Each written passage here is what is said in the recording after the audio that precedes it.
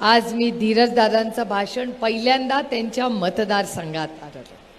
एक आदर्श लोकप्रतिनिधी म्हणून आज त्यांनी जे भाषण केलं त्याला मी मानाचा मुजरा करतो। अप्रतिम भाषण।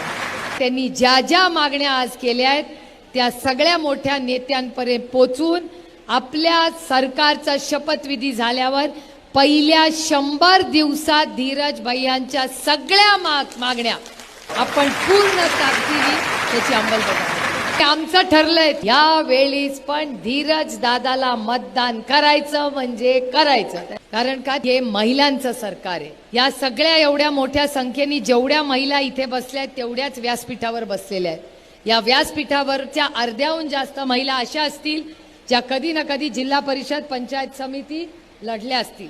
सगळ्या आरक्षणामुळे महिला झाल्या की नाही?